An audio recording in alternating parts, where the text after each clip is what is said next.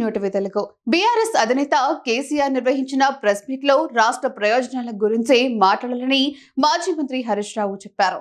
ఆయన పాలనలో రాష్ట్రం ఆర్థికంగా పరిపుష్టి సాధించిందని అన్నారు. తెలంగాణ భవన్ నిర్వహించిన మీడియా సమావేశంలో ఆయన మాట్లాడారు. కేసీఆర్ పై సీఎం రేవంత్ రెడ్డి చేసిన విమర్శలపై హరీష్ రావు స్పందించారు. బీఆర్ఎస్ హయాంలో తెలంగాణ అద్భుత ఆర్థిక ప్రగతి సాధించిందని అన్నారు. జీఎస్డీపీ తలసరి ఆదాయంలో కేసీఆర్ రాష్ట్రాన్ని దేశానికే తలమానికంగా నిలిపారని చెప్పారు.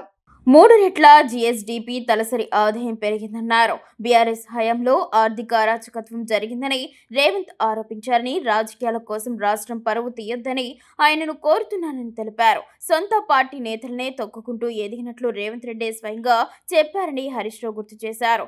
50 కోట్ల రూపాయలు పెట్టి రేవంత్ రెడ్డి పీసీసీ పదవిని కొనుగోలు చేసినట్లు గతంలో కోమటిరెడ్డి చెప్పారని అన్నారు. తమది అలాంటి నాయకత్వం కాదని, నిజాయితీగా త్యాగాల పునాదులపై ఎదిగిన నాయకత్వం అని చెప్పారు. ఎమ్మెల్యే పదవులు, మంత్రి పదవులు గడ్డి పోచల్లా త్యాగాలు చేసిన చరిత్ర తమ పార్టీ నేతలదని అన్నారు. సరే, ఒక బాధ్యతాయుతమైనటువంటి ప్రభుత్వం దాని మీద వారు లేవనెత్తినటువంటి అనేక అంశాలను అయితే నివృత్తి చేయాలి, లేదా వాటి మీద చర్చించి సవరించుకోవాలి, సరి అయిన వివరణ ప్రజలకు ఇవ్వాలి.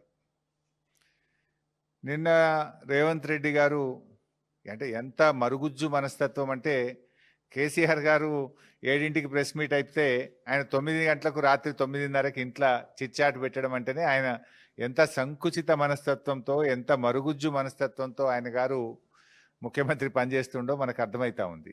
సరే, అది ఆయన విజ్ఞత, ఆయనకు వదిలేస్తాం. ఇప్పుడు కేసీఆర్ గారి వ్యక్తిత్వం ఏమో హిమాలయాల పర్వతాలంత ఎత్తుగలిగిన వ్యక్తిత్వం కేసీఆర్ గారిది. రేవంత్ రెడ్డిది ఏమైపోయిందంటే ఒక మరుగుజ్జు మనస్తత్వం, సంకుచిత భావాలు కలిగినటువంటి వ్యక్తి. కేసీఆర్ గారు నిన్న ఒక స్టేట్స్మెన్ లాగా మాట్లాడారు. కానీ రేవంత్ రెడ్డి గారు నిన్న చిట్చాట్ రూపంలో మాట్లాడింది ఎట్లుందంటే ఒక స్ట్రీట్ రౌడీ లాగా మాట్లాడినట్టున్నది. సో ఒక గల్లీ గుండా ఓ దాదా మాట్లాడినట్టుగా ఒక స్ట్రీట్ రౌడీ లాగా రేవంత్ రెడ్డి గారు మాట్లాడారు. ఇంత చిల్లరగా మాట్లాడతారా? ఆయన కేసీఆర్ గారు చాలా గొప్పగా ఆయన మాట్లాడుతూ ఒక మాట అన్నారు, తెలంగాణకు నొక్కుబడనీయను అన్నాడు.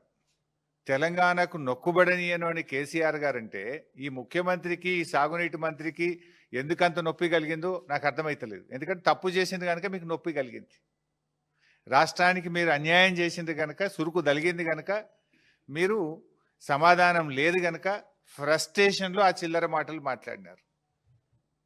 కేసీఆర్ గారి వ్యాఖ్యలతో రేవంత్ రెడ్డి తెలంగాణ ద్రోహిగా నిన్న స్పష్టంగా రాష్ట్ర ప్రజల ముందు కేసీఆర్ గారు నిలబెట్టారు. ఉత్తమ్ కుమార్ రెడ్డి గారు ఉత్తర కుమారుడుగా నిన్న తేలిపోయినటువంటి పరిస్థితి. ఇప్పుడు అనేక అంశాలు మాట్లాడింది నిన్న కేసీఆర్ గారు. అరే, మేమున్నప్పుడు ఫస్ట్ క్యాబినెట్లోనే 2000 రూపాయల పెన్షన్ ఇస్తామంటే ఇచ్చి చూపినాం. మరి నీ 4000 పెన్షన్ ఎందుకు ఇస్తలేవు? ప్రజలకు బాండ్ పేపర్ మీద రాసిచ్చినావు కదా, గ్యారంటీ కార్డు ఇచ్చినావు కదా, 2 ఏళ్ళు అయిపోయింది, 4000 పెన్షన్ ఏమైందని కేసీఆర్ గారు అడిగారు. దానికి సమాధానం చెప్పిండ్రా మీరు? ఎందుకు ఆ చిల్లర మాట్లాడుతున్నారు? మహిళలకు మహాలక్ష్మి 2500 ఇస్తామన్నారు, ఇంకెప్పుడు ఇస్తారు? 2 ఏళ్ళు అయిందని ప్రధాన ప్రతిపక్ష నాయకుడిగా వారు లేవనెత్తారు. What is the answer? ఎందుకు ఇవ్వడం లేదు? కాంగ్రెస్ పార్టీకి అపారమైన అనుభవం ఉన్నది, నిధులు ఎలా సమీకరించాలో, ఎలా ఇవ్వాలో మాకు బాగా తెలుసని ఎన్నికల ముందు చెప్పింది కదా. ఏమైంది మీ అనుభవం? మీ అనుభవం అంతా దోపిడీకి, కమిషన్లకు, వాటాలకు, లూటీలకే సరిపోతుందా? అరే, ఎరువులు దొరుకుతలేవు. బీఆర్ఎస్ ఉన్నప్పుడు ఆటో డ్రైవర్కి ఫోన్ చేస్తే ఇంటికాడ ఎరువుల బస్తాలు దించిపోయినరు, బాయికాడ దించిపోయినరు. కాంగ్రెస్ వచ్చినాక మళ్ళీ చెప్పుల లైన్లో పెట్టే పరిస్థితి వచ్చింది. మళ్ళీ యాపులేంది, మ్యాపులేంది, రైతుల్ని ఎందుకు గోసబెడుతున్నారు అని కేసీఆర్ గారు మాట్లాడారు. దానికి సమాధానం ఏది?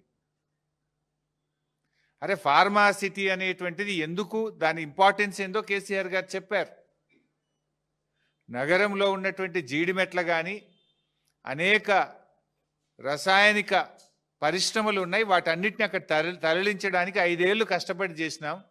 నీ ఇష్టం వచ్చినట్టు రియల్ ఎస్టేట్ వ్యాపారం చేయడం కాదు, హైదరాబాద్ ప్రజల శ్రేయస్సు కోసం ఫార్మా సిటీని అక్కడికి పెట్టాలనుకున్నాము అని చెప్పిండ్రు. దాని మీద ఏది మీ ఆన్సర్? ఏది? ఆయనేమో ఒక స్టేట్స్మెన్ లాగా ఈ రాష్ట్ర ప్రయోజనాల కోసం, ఈ హైదరాబాద్ ప్రయోజనాల కోసం కేసీఆర్ గారు మాట్లాడారు. కానీ రేవంత్ రెడ్డి గారిది అంత సొల్లు మాటలు. ఆర్థిక అరాచకత్వం బీఆర్ఎస్ పాలనలో అని నిన్న రేవంత్ రెడ్డి గారు మాట్లాడినారు. అరే నిన్నగాక మొన్న నువ్వు గ్లోబల్ సమ్మిట్ పెడితే గ్లోబల్ సమ్మిట్కి వచ్చిన టోనీ బ్లేర్, బ్రిటిష్ మాజీ ప్రధానమంత్రి గారు ఏం చెప్పినారు రేవంత్ రెడ్డి గారు? ఒకసారి వీడియో పెట్టుకొని చూడు, మర్చిపోతే. ప్రముఖ ఆర్థిక రంగ నిపుణులు, ఆర్బీఐ గవర్నర్ గౌరవనీయులు సుబ్బారావు గారు ఏం చెప్పిండ్రు? ఒక్కసారి ఆ వీడియో చూడు. కొత్త రాష్ట్రమైన తెలంగాణ అద్భుతంగా ఆర్థిక ప్రగతిని సాధించింది, 3 రెట్ల జిఎస్డిపిని సాధించింది, 3 రెట్లు పర్ క్యాపిటా ఇన్కమ్ పెరిగింది అని కేసీఆర్ పాలనను నువ్వు పిలుచుకున్నటువంటి అతిథులే నిన్ను కూర్చోబెట్టి నీ సమక్షంలోనే చెప్పింది కదా. ఇంకా సిగ్గు లేకుండా ఏం మాట్లాడుతున్నావు? కేసీఆర్ గారు ఆర్థికంగా ఈ రాష్ట్రాన్ని పరిపుష్టిని సాధించారు. జిఎస్డిపి గ్రోత్ రేట్లో, పర్ క్యాపిటా గ్రోత్ రేట్లో దేశానికే మార్గదర్శకంగా ఈ తెలంగాణను నిలిపారు కేసీఆర్ గారని ఇలా ప్రపంచవ్యాప్తంగా పేరుగాంచిన టోనీ బ్లేర్ చెప్పిండ్రు. ఈ దేశంలో పేరుగాంచిన దువ్వూరి సుబ్బారావు గారు చెప్పిండ్రు. నువ్వు దోలుకొచ్చుకున్న గెస్ట్లే చెప్పిండ్రు. నువ్వు మాట్లాడేది నిజమా? ఆ ప్రముఖ ఆర్థిక రంగ నిపుణులు, మాజీ ప్రధాని చెప్పేది నిజమా? ఎందుకు ఆ చిల్లర మాటలు మాట్లాడతావు? రాష్ట్రం పరువు తీయకు రాజకీయాల కోసం. ఈ రాష్ట్రం గొప్పగా ఉన్నది ఆర్థికంగా అని మాజీ ప్రధాని, మాజీ ఆర్బీఐ గవర్నర్లు ఒకవైపు కితాబిస్తుంటే నువ్వు రాజకీయాల కోసం ఎందుకు ఈ చిల్లర మాటలు మాట్లాడుతున్నావు? రాష్ట్ర ప్రజల పరువును ఎందుకు తీస్తున్నావు?